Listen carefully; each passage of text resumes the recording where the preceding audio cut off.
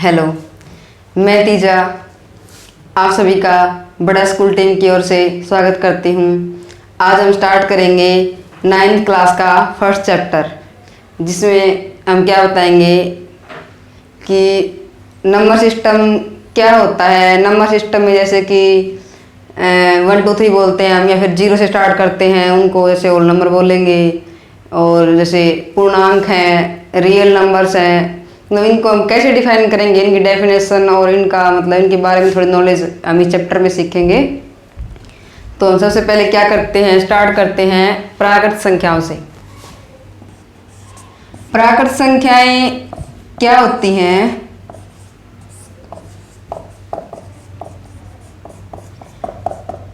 इनको इंग्लिश में हम क्या कहते हैं? Natural number. नेचुरल नंबर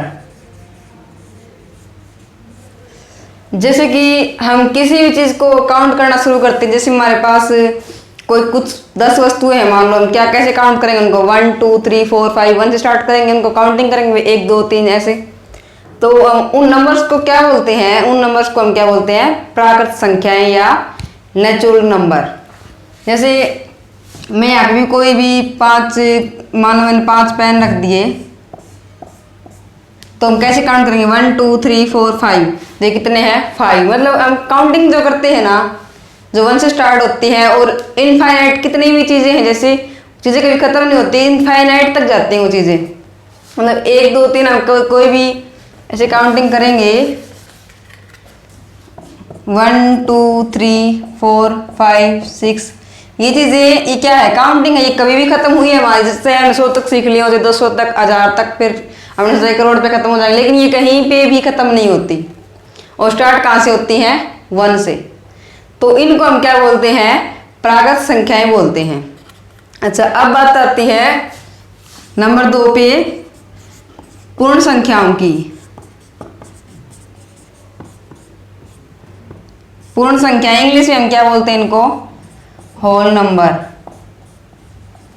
अब देखिए, जो प्राकृत संख्याएं हैं वो 1 से स्टार्ट हो गई, लेकिन वो संख्याएं अभी पूर्ण नहीं थी। उनको पूर्ण करने के लिए क्या है? उसमें 0 को ऐड करना पड़ता है। तो 0 को जब हम प्राकृत संख्या में 0 मिला देते हैं ना, तब वो संख्याएं क्या हो जाती हैं? वो पूर्ण संख्याएं बन जाती हैं। जैसे कि मान लो क्लास में 1 स्टूडेंट है या फिर 50 है, तो हम उनको काउंट कर सकते हैं कि 1 है या 50 है। मान लो स्कूल की छुट्टी के बाद स्कूल में क्या होता है कि कोई भी स्टूडेंट नहीं बचता, तो हम उस चीज को डिफाइन कैसे करेंगे? इसका मतलब क्या है कि वहां पे 0 स्टूडेंट है। तो वो 0 जो चीज है ना, वो आती है होल नंबर में। उस कंडीशन को हम होल नंबर से डिफाइन करेंगे। जैसे कोई भी चीज जहाँ पे एग्जिस्ट नहीं करती, जैसे स्कूल की छुट्टी हो गई, तो कितने स्टूडेंट? पहले 25 थे एक क्लास में स्टूडेंट, छुट्टी के बाद कितने बचे? सारे चले गए घर पे अपने, तो कितने बचेंगे? 0। उस चीज को डिफाइन करने के लिए प्राकृत संख्याओं को पूर्ण बनाना पड़ा, और उसमें क्या इंक्लूड करना पड़ा? 0। तो पूर्ण संख्याएं क्या हो जाएंगी, यानी होल नंबर क्या हो जाएंगे? इनको हम 0 से स्टार्ट करेंगे, 1 2 3 4, आगे सेम प्रोसेस इन्फिनिटी तक जाएगा, जैसे कि इसमें गया था। क्योंकि ये चीजें कभी खत्म। 0 किस कंडीशन के लिए है? जहाँ पे कोई चीज एग्जिस्ट ही नहीं कर रही, उस चीज के लिए है। 1 है, 2 है, आगे हम काउंटिंग के हिसाब से हम बता ही देंगे। तो ये क्या हो जाएंगे? पूर्ण संख्याएं हो जाएंगी। अच्छा, अब आती है नंबर 3 पे, पूर्ण अंक यानी पूर्णांक। इंग्लिश में हम इनको क्या बोलते हैं? इंटीजर। अब प्राकृत संख्याएं 0 मिलकर पूर्ण बन जाती हैं, लेकिन पूर्णांक क्या है? पूर्णांक है, जैसे यहां पे हम लेते हैं 0। पूर्णांक, या पूर्णांक का मतलब है कि कोई फ्रैक्शनल पार्ट नहीं आएगा, उसमें कोई एक्स्ट्रा पार्ट ना आए। जैसे कि 2 है, 3 है, मतलब जैसे 2.5 3.5 हम ये चीज बोलते हैं ना, 3.25 3.5, ये चीज इसमें नहीं आए। जैसे 2.5 है, ये ना आए। 3.7 है, ये ना आए। 4.1 है, ये ना आए। मतलब पूरा अंक आए बस, ग्रेटेस्ट वैल्यू। मतलब जैसे इंटीजर हम क्या लेते हैं, मान 3.7 है, इसका हम ग्रेटेस्ट इंटीजर कैसे लेंगे? 3, क्योंकि जो एक्स्ट्रा पार्ट होता है उसको हम हटा दें। जो 1 से वैल्यू कम ऐड हो रखी होती है उसमें हम उसको हटा देते हैं। तो मतलब ये क्या है? इसका ग्रेटेस्ट इंटीजर क्या आ जाएगा? 3 आ जाएगा। तो हम पूर्णांक लेते हैं इसे, मतलब फ्रैक्शनल पार्ट हम हटा देते हैं, पूरे पूरे नंबर काउंट करेंगे इसमें। जैसे प्राकृत संख्याएं थी ना काउंटिंग में 1 2 3 4 5 6, सेम इसी तरह इन क्या क्या नेगेटिव लगा देंगे, वो भी पूर्णांक ही माने जाएंगे। हमारा मतलब है कि हमारे पास ये चीज़ें नहीं आनी चाहिए, -2.5, -3.1, 4.1, 5.2, ये चीज़ें पूर्णांक नहीं है। पूर्णांक क्या है? नेगेटिव में लेंगे माइनस में तो -2, -1, -3, -4, -5 ये चीज़ें हैं, और पॉजिटिव में लेंगे तो 1, 2, 3 ये चीजें आगे चलती जाएंगी। तो पूर्णांक क्या है? कोई भी फ्रैक्शनल पार्ट इस टाइप की वैल्यू हमारे पास नहीं आएंगी। तो हम पूर्णांक को कैसे डिफाइन कर देंगे? जैसे ये लाइन हो गई यहाँ पे 0, 1, 2, 3 ये आगे इन्फिनिटी तक बढ़ती जाएंगी, ठीक है। उसके बाद यहाँ पे -1, -2, -3 ये भी आगे -इन्फिनिटी तक बढ़ती जाएंगी, ये कहाँ तक जाएंगी? इन्फिनिटी तक। आपको क्लियर हो गया होगा पूर्णांक। इसके बाद हम क्या करेंगे? परिमेय संख्याएं। परिमेय संख्याएं क्या होती है? फिर हमारे पास सवाल उठते हैं कि प्राकृत संख्याएं परिमेय संख्या होती हैं कि नहीं, पूर्ण संख्याएं परिमेय संख्या होती हैं कि नहीं। तो ये चीजें हम आगे डिफाइन करेंगे। तो सबसे पहले हम क्या देखेंगे? परिमेय संख्याएं क्या होती हैं। परिमेय संख्याएं इनको इंग्लिश में क्या कहते हैं? Rational number. इंग्लिश में हमने क्या कहेंगे? Rational number. अच्छा, अब किसे कहेंगे परिमेय संख्याएं? जो संख्याएं p बटा क्या के रूप में लिखी जा सकती हैं, जहां पे क्या होगा? नॉट इक्वल टू 0 होगा, क्योंकि अगर हम डिनोमिनेटर में 0 लिख देंगे नीचे तो वो संख्या डिफाइन नहीं होती। तो इसलिए हम क्या करेंगे? इसको इस टाइप से लिखेंगे p बाय क्यू, और या कंडीशन लगा देंगे क्यू नॉट इक्वल टू 0। इस चीज के बिना हमारी ये जो परिभाषा है परिमेय संख्याओं की ये अधूरी है। इसकी डेफिनेशन को पूरा करने के लिए ये लिखना बहुत जरूरी है। अगर आप ये ना लिखेंगे, ये लिख देंगे, तो वो डेफिनेशन आपकी गलत मानी जाएगी। तो क्या होती है परिमेय संख्याएं? जो p बटा क्यू के रूप में लिखी जा सके, और जहां पे क्यू क्या है? नॉट इक्वल टू 0 है। p कुछ भी हो सकता है, p पे कोई भी कंडीशन नहीं है, p पे कोई कंडीशन नहीं है। कंडीशन इतनी है कि p पूर्ण अंक होना चाहिए। p क्या होना चाहिए? पूर्णांक। पूर्णांक का मतलब आप समझ ही गए, फ्रैक्शनल पार्ट नहीं आना चाहिए। 2, 3, 4, 5, 6 कुछ भी हो, चाहे इसके नेगेटिव में हो -2, -3, -4, लेकिन होना चाहिए पूर्णांक, या फिर मतलब ओल नंबर भी कह सकते हैं। पूर्णांक या ओल नंबर इनमें से कोई भी आ जाए, कोई दिक्कत नहीं है। 0 भी तो आ सकता है ना, p ऊपर तो 0 ले सकते हैं, नीचे 0 नहीं लेना। तो p क्या आना चाहिए हमारे पास? चाहे आप होल नंबर बोलो या फिर पूर्णांक बोलो, लेकिन क्या होना चाहिए इसमें? पूर्णांक नहीं, हम पूर्णांक नहीं बोलते इसको, हम पूर्णांक में 0 रहता है ना, तो हम इसको बोल देते हैं नेचुरल नंबर, यानी प्राकृत संख्याएं।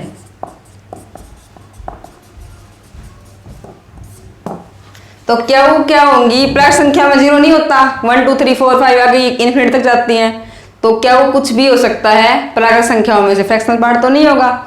और ये जो क्या है, ये जो p क्या है? p या तो ओल नंबर बोल दो, या फिर आप क्या बोल दो? प्राकृत संख्याएं बोल दो, ठीक है।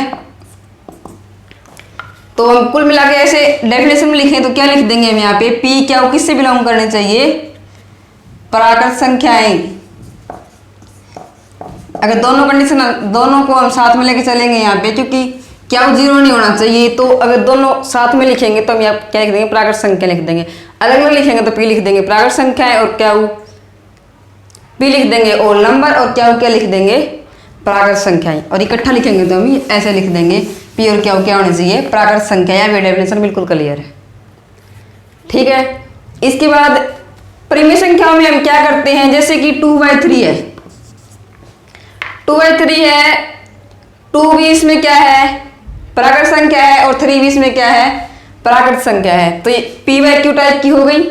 क्या है इसमें? 3, ये नॉट इक्वल टू 0 है, ठीक है, तो ये क्या हो जाएगी, परिमेय संख्या हो जाएगी।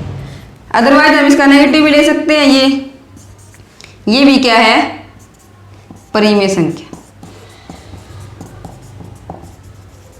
लेकिन हमारे पास एक कंसेप्ट और आता है, उसमें हम बताएंगे भिन्न क्या होती है।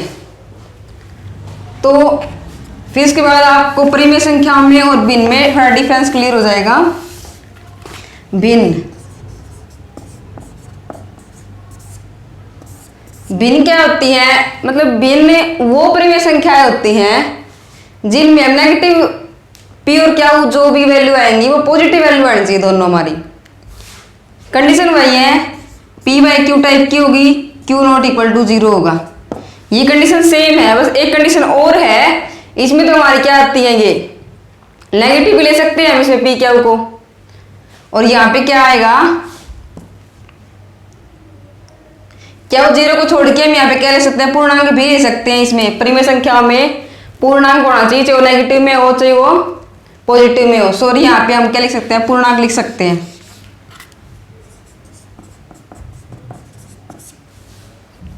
पूर्णांक लिख सकते हैं, क्या वो अगर पूर्णांक है वो 0 नहीं होना चाहिए, ये कंडीशन में पहले लिख दी, तो हमें यहाँ पे हटाने की जरूरत नहीं है। पी और क्या वो पूर्णांक संख्या है जहाँ पे क्या नॉट इक्वल टू 0 है, ये चीज हमने यहाँ पे डिफाइन कर दी। अब हमें इसमें कुछ चेंज करने की जरूरत नहीं है। तो यहाँ पे परिमेय संख्या में क्या है, पी और क्या वो हम पूर्णांक ले सकते हैं, लेकिन भिन्न में क्या है, पी और क्या वो पूर्णांक नहीं ले सकते, इसमें पी और क्या वो प्राकृत संख्या लेनी पड़ेंगी। ये कंडीशन तो पहले आ गई। ये भी पी और क्या वो क्या आएंगे, प्राकृत संख्याएं, क्योंकि हम पी और क्या को नेगेटिव परिमेय संख्याओं में ले सकते हैं, लेकिन इसमें अगर पी और क्या नेगेटिव है तो वो भिन्न नहीं हो सकती, क्योंकि भिन्न में हम पॉजिटिव वैल्यू लेके चलते हैं। पी और क्या दोनों पॉजिटिव होने चाहिए और क्या 0 नहीं होना चाहिए, वो क्या होगी, हमारी भिन्न हो जाएगी। जैसे कि भिन्न का एग्जाम्पल, जैसे हम आपको क्लियर कर देते हैं एग्जाम्पल से। मैं लेती हूँ 5/6, ये क्या है, ये परिमेय संख्या भी है और भिन्न भी है, क्योंकि परिमेय संख्या की डेफिनेशन क्या थी, पी बाई क्या के रूप में होनी चाहिए और क्या नॉट इक्वल टू 0 होना चाहिए। ये कंडीशन हमारी सेटिस्फाई हो रही है इससे, तो ये क्या हो जाएगी, परिमेय संख्या हो जाएगी। लेकिन बात अगर भिन्न की करूं तो भिन्न की डेफिनेशन क्या थी, पी बाई क्यू टाइप की होनी चाहिए, क्या नॉट इक्वल टू 0 होना चाहिए, और पी और क्या पूर्णांक नहीं आएंगे, इसमें क्या आएगा, प्राकृत संख्याएं। तो अगर मैं बोलूं अभी ये जो संख्या है ये इसको सेटिस्फाई कर रही है कि नहीं कर रही, प्राकृत संख्या होना चाहिए, दोनों पॉजिटिव है। अगर ये दोनों पॉजिटिव है तो क्या है, ये क्या हो जाएगी, भिन्न भी हो जाएगी। जो वैल्यू पॉजिटिव है वो क्या हो जाएगी, भिन्न तो हो ही जाएगी, परिमेय संख्या भी हो जाएगी। तो हम क्या कह सकते हैं, प्रत्येक भिन्न, ये बात आप ध्यान से सुने, प्रत्येक भिन्न एक परिमेय संख्या होती है।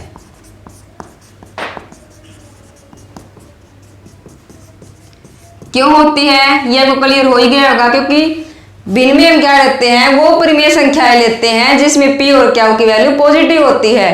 इसलिए भिन्न में हम पॉजिटिव वैल्यू ले रहे हैं, मतलब परिमेय संख्या की कुछ संख्याएं उठा के हम भिन्न में रखते हैं जो पॉजिटिव होती हैं, तो उसका पार्ट हो गया ना भिन्न एक। तो हम किसी भी भिन्न को उठाएंगे वो क्या होगी, एक परिमेय संख्या ही होगी। ठीक है, और बात करें अभी हम एक क्वेश्चन और है, जैसे हमने क्या किया था अभी, प्राकृत संख्याएं और होल नंबर। प्राकृत संख्याएं यानी नेचुरल नंबर और पूर्ण संख्या यानी होल नंबर।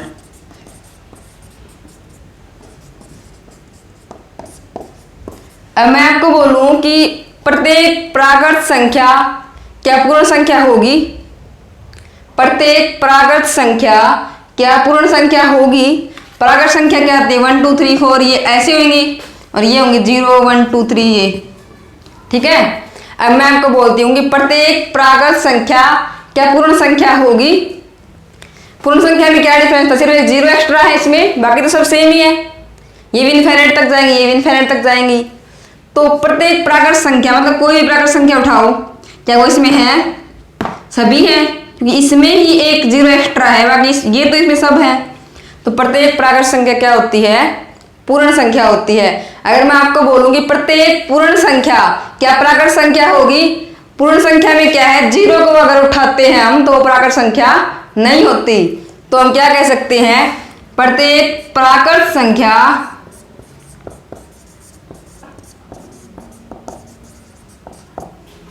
एक पूर्ण संख्या होती है। प्रत्येक प्राकृत संख्या एक पूर्ण संख्या होती है, लेकिन प्रत्येक पूर्ण संख्या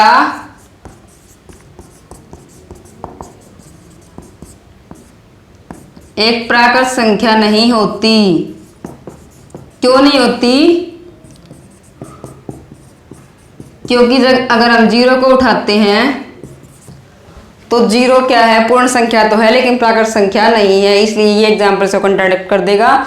तो हम क्या बोलेंगे, प्रत्येक प्राकृत संख्या एक पूर्ण संख्या होती है लेकिन प्रत्येक पूर्ण संख्या कभी एक प्राकृत संख्या नहीं होती। ठीक है, अब हम क्या करेंगे, फर्स्ट एक्सरसाइज सोल्व करेंगे।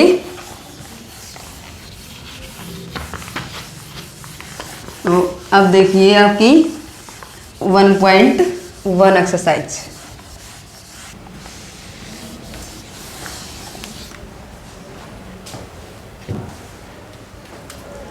अब हम क्या करेंगे, 1.1 एक्सरसाइज। तो आपका फर्स्ट क्वेश्चन देखिए, इसमें क्या दे रखा है आपको, ये बता रहा है each 0 is a rational number, can you write it in the form of p by q where p and q are integer and q not equal to 0। ये बोल रहा है कि क्या 0 एक रैशनल नंबर है। अभी हमने क्या किया था, ये पूछ रहा है कि 0 रैशनल नंबर, हम रैशनल नंबर क्या थे, हम डेफिनेशन अभी करी है रैशनल नंबर की, जो पी वाई क्यू के रूप में लिखा जाए और क्यू नॉट इक्वल टू 0 हो, और पी और क्यू इसमें क्या होते हैं, इंटीजर। इंटीजर को हम जेड से डिनोट कर देते हैं, तो हम जेड लिख देंगे। अच्छा, इसमें पूछा है कि 0 क्या रैशनल नंबर है। हमने क्या बोला था डेफिनेशन में, ये चीज थी, ये क्या होते हैं रैशनल नंबर।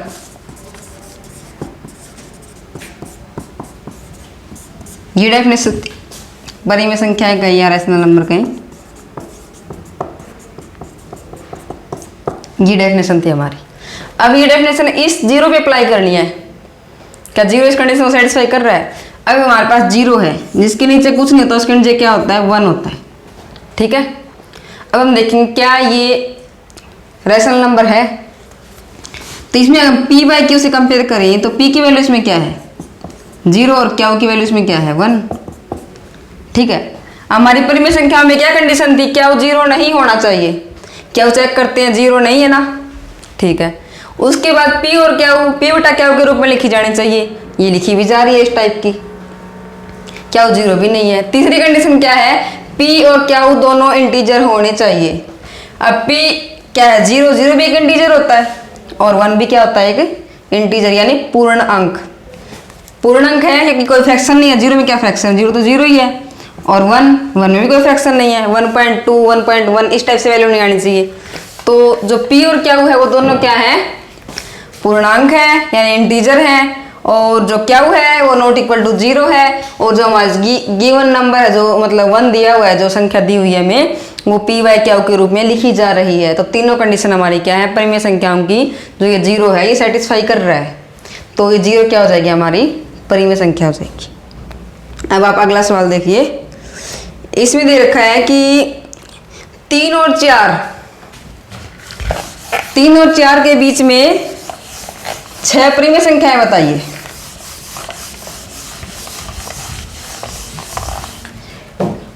तीन और 4 के बीच में, अब परिमेय संख्या निकालने के लिए मेथड क्या है वो देखो।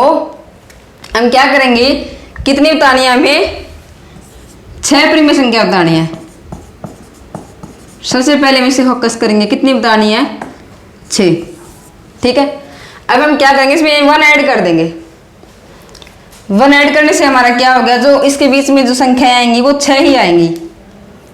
अगर हम 7 नंबर लेके चलते हैं उनके बीच में जो हम काउंट करेंगे तो वो 6 बनती है संख्याएं, इसलिए हम इसमें एक ऐड कर देते हैं। ठीक है, अब हम क्या करेंगे, 6 + 1 कितना होगा, सबसे पहले हमें ये फोकस करना है, ये कितनी है 6, तो सबसे पहले हम ये करेंगे, इसमें एक ऐड कर देंगे। उसके बाद हमें क्या लेना है, इसने कहा था कि 3 और 4 के बीच में 6 परिमेय संख्याएं बताओ, तो हमें यहाँ पे 3 लिखना है और यहाँ पे 4 लिखना है।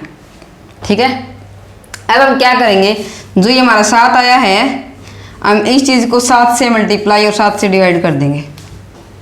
ठीक है, यहाँ पे भी कर देंगे। ठीक, ये क्या हो जाएगा 21/7, ये क्या हो जाएगा 28/7। अब हमारा डिनोमिनेटर दोनों में सेम है, जो जिसको हमारे बोलते हैं हिंदी में, तो ये हमारा क्या है, दोनों में सेम है, दोनों संख्याओं में। अगर ये दोनों संख्या में सेम है तो ऊपर हम क्या करेंगे, जैसे ये 21 है, ये 28 है, इनके बीच की संख्या लिख देंगे। हम क्या करेंगे, यहाँ पे 22/7 सेम इसमें भी रहेगा, 23/7, 24/7, 25/7, 26/7, 27/7। ये कितनी होगी, 1 2, ये तो हमारा क्या था, 3 ही था, 1 2 3 4 5 6 संख्याएं हमारी क्या हो जाएंगी, ये 3 और 4 के बीच की क्या हो जाएंगी, ये परिमेय संख्याएं हो जाएंगी, क्योंकि इसकी वैल्यू हमारी काटेंगे तो क्या आएगा 3, और ये क्या हो जाएगा 22/7, 23/7, 24/7, 25/7, 26/7, 27/7, और ये कितना हो जाएगा हमारा, काटेंगे तो 4। अब 3 और 4 के बीच की ये कितनी संख्याएं हैं, 6 संख्याएं, 6।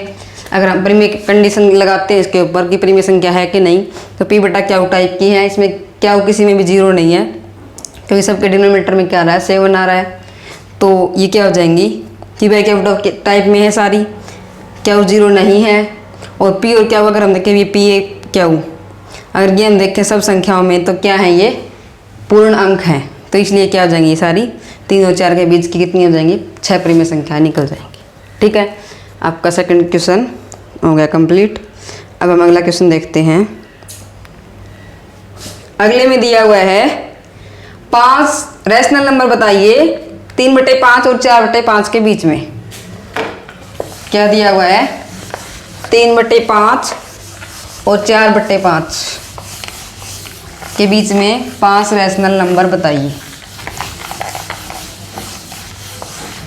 अब देखिए 3/5 और 4/5 कितने बताने हैं, सबसे पहले किससे फोकस करना है, हमें जितने रैशनल नंबर बताने हैं, यानी परिमेय संख्याएं जितनी बतानी है हमें उन पे फोकस करना है। सबसे पहले कितनी पूछी इसने, 5, तो हम सबसे पहले क्या मेथड था हमारा, इसमें एक ऐड कर देंगे यानी 6। अब हम पहली संख्या को उठाएंगे जिसके बीच में हमें परिमेय संख्या बतानी है, ये और ये हम यहाँ पे लिख देंगे। ठीक है, सबसे पहले हमें क्या करना है, जितनी रैशनल नंबर निकालने हैं उसमें एक ऐड करना है, एक ऐड हमने कर दिया। उसके बाद हम क्या करेंगे, जो पहली संख्या दी हुई उसको यहाँ पे लिखेंगे, दूसरी दी हुई उसको यहाँ पे लिखेंगे। अब हमें क्या करना है, इस पे फोकस करना है। एक ऐड करने के बाद जो हमारी संख्या आएगी हमें उस पे फोकस करना है, तो वो संख्या हम क्या करेंगे, ऊपर भी मल्टीप्लाई कर देंगे, नीचे भी कर देंगे, इसमें भी। ठीक है, अब हम क्या करेंगे, कितना हो जाएगा ये,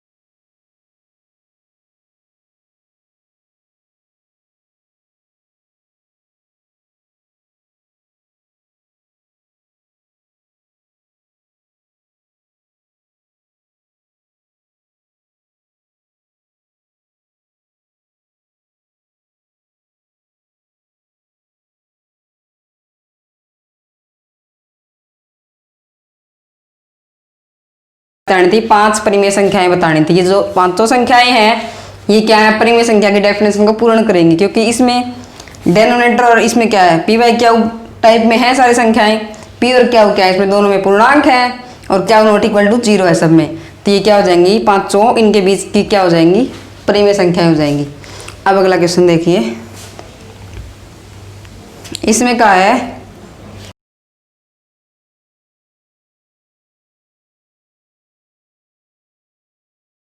पार्ट ये कहता है कि every natural number is a whole number.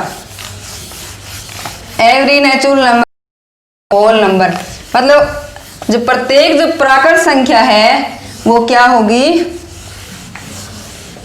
पूर्ण संख्या होगी। इसने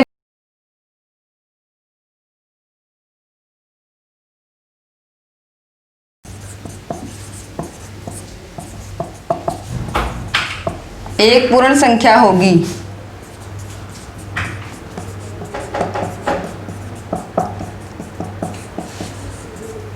ये बताना है कि ये चीज ट्रू है या फॉल्स है, ये बात सही है या गलत है। हमें क्या था, हमारे पास क्या था, प्राकृत संख्या क्या होती हैं, 1 2 3 इस टाइप से थी, और पूर्ण संख्या में क्या था, एक एक्स्ट्रा था 0 जो आता था 0 1 2 3, ये मैं सेम चलती थी इनफाइनाइट तक, ये भी इनफाइनाइट तक। अब हमने बोला कि प्रत्येक प्राकृत संख्या एक पूर्ण संख्या होगी। हम प्रत्येक प्राकृत संख्या को उठा के देखते हैं, आगे तो सारी सेम है प्राकृत संख्या, और इसमें हम क्या करेंगे, ये जो है इसका सुपरसेट बनना, मतलब ये जो सारी वैल्यू है ये इसके अंदर इंक्लूड है, मतलब सारी वैल्यू इसके अंदर आ रही है, 0 इसमें ज्यादा है। इसका मतलब कि क्या है, प्रत्येक प्राकृत संख्या क्या है, पूर्ण संख्या बन जाएगी। प्रत्येक पूर्ण संख्या प्राकृत संख्या नहीं होगी, क्यों नहीं होगी, क्योंकि इसमें 0 एक्स्ट्रा है।